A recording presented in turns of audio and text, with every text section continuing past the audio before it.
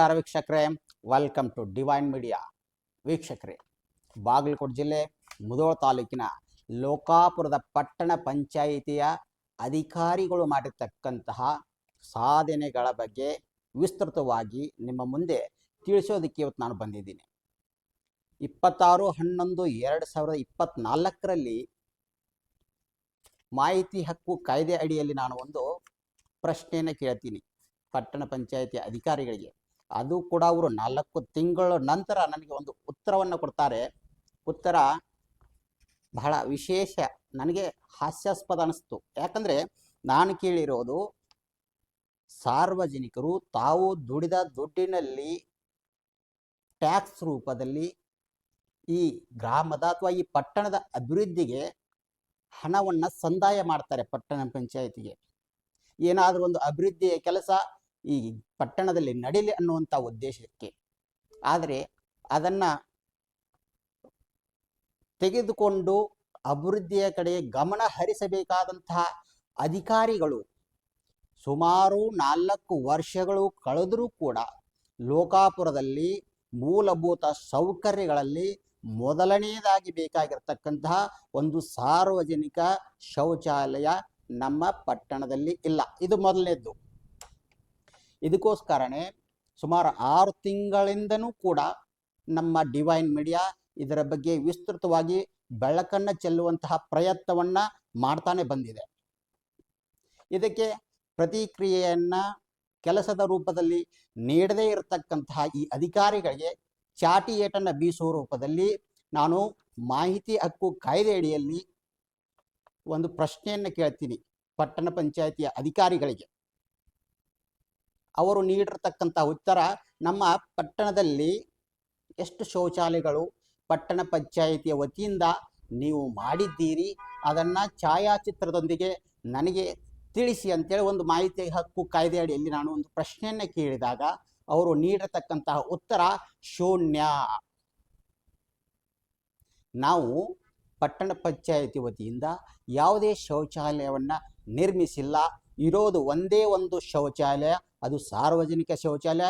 ಅದು KSRTC ಒಂದು ಏನು ಬಸ್ ನಿಲ್ದಾಣ ಇದೆಯಲ್ಲ, ಆ ಬಸ್ ನಿಲ್ದಾಣದಲ್ಲಿ ಮಾತ್ರ ಇರೋದು. ಅದು ಕೂಡ ನಮ್ದು ಅಲ್ಲ ಅನ್ನುವಂಥ ಉತ್ತರ ಇಲ್ಲಿ ನೋಡ್ತಾ ಇದ್ದಿರ್ತಾವು.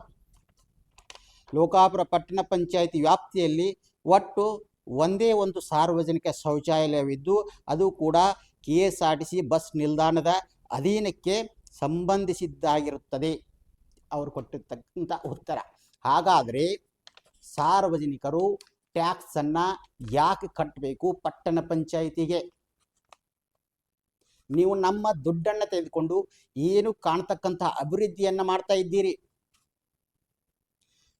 ಮೂತ್ರ ಹೊಯ್ದಕ್ಕೂ ಕೂಡ ಒಂದು ಸ್ಥಳ ಇಲ್ಲ ರೀ. ಏನು ಕರ್ಮ ಇದು ನಮ್ಮ ಪಟ್ಟಣದಲ್ಲಿ? ಯಾವುದಕ್ಕಾಗಿ ದುಡ್ಡು ಕಟ್ಟಬೇಕು? ನೀವು ಮಾಡ್ತಾ ಇರ್ತಕ್ಕಂತಹ ಒಂದು ಮಹಾನ್ ಸಾಧನೆ ಆದರೂ ಏನು ಇಲ್ಲಿ ಕೂತ್ಕೊಂಡು ಅಧಿಕಾರಿಗಳಾಗಿ ಇರೋದಾದ್ರೆ ಯಾತಕ್ಕೆ ನೀವು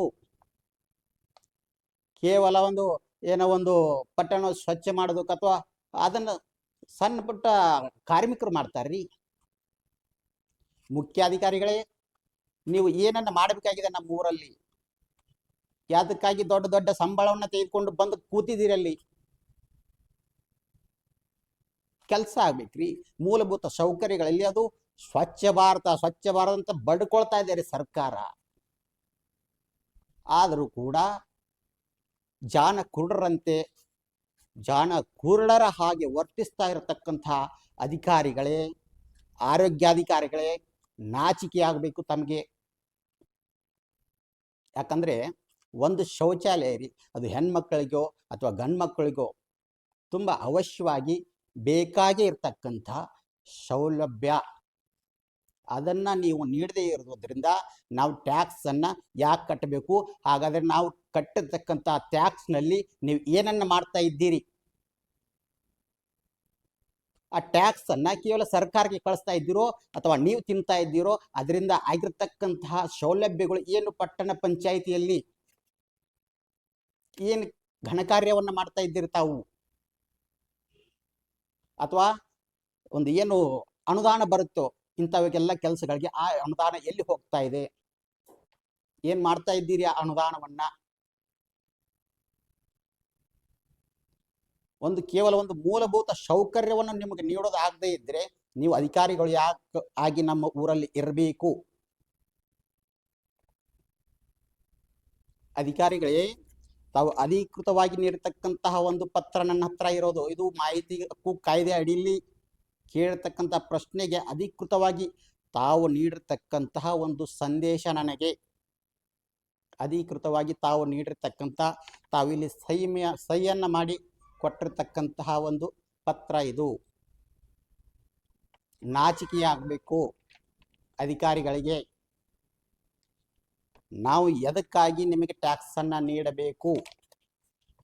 ಅಲ್ಲ ರೀ, ಪಟ್ಟಣ ಪಂಚಾಯಿತಿಯ ಸೌಲಭ್ಯಗಳಿಗಾಗಿ ತಾನೇ ನಾವು ಟ್ಯಾಕ್ಸ್ ಅನ್ನ ನೀಡೋದು. ನಮ್ಮ ಟ್ಯಾಕ್ಸ್ ಅಲ್ಲಿ ತಾವು ಸಂಬಳವನ್ನ ತೆಗೆದುಕೊಳ್ತೀರಿ, ಅಧಿಕಾರಿಗಳು ಎಲ್ಲ ಸಂಬಳವನ್ನು ತೆಗೆದುಕೊಳ್ತೀರಿ, ಶಾಸಕರು ತೆಗೆದುಕೊಳ್ತಾರೆ, ಸಚಿವರು ತೆಗೆದುಕೊಳ್ತಾರೆ. ತಾವು ಮಾಡ್ತಾ ಇರತಕ್ಕಂಥ ಘನಕಾರ್ಯ ಆದ್ರೂ ಏನು? ಪಟ್ಟಣ ಪಂಚಾಯಿತಿಯ ಮೇಲ್ದರ್ಜೆಗೆ ಏರಿಸಿದ್ದೀರಿ. ಇನ್ನು ಗ್ರಾಮ ಪಂಚಾಯತಿ ಇದ್ರು ಎಷ್ಟೋ ಒಳ್ಳೆಯದಿತ್ತು ಅನಿಸುತ್ತೆ ನಮಗೆ.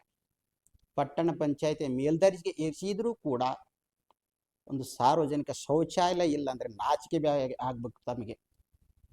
ತಾವೊಬ್ರು ಹೆಣ್ಮಗಳು,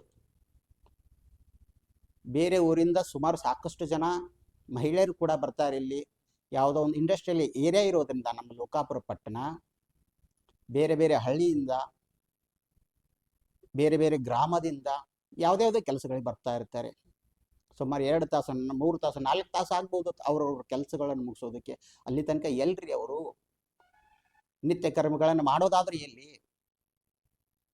ಇಲ್ಲಾಂದ್ರೆ ನಿಮ್ಮ ಪಟ್ಟಣ ಪಂಚಾಯತಿಯಲ್ಲೇನೆ ಎಲ್ಲಿ ಜಾಗ ಸಿಗಲ್ಲ ಅಂತ ಹೇಳ್ತೀರಿ.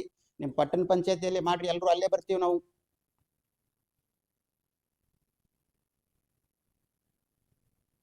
ನೋಡ್ರಿ ಮೇಡಮ್, ಅಧಿಕಾರಿಗಳೇ, ಆರೋಗ್ಯಾಧಿಕಾರಿಗಳೇ, ನಾವು ಕಟ್ತಕ್ಕಂತಹ ಟ್ಯಾಕ್ಸು ಸದ್ಬಳಕೆ ಆಗಬೇಕು ಅನ್ನೋದು ನಮ್ಮ ಉದ್ದೇಶ.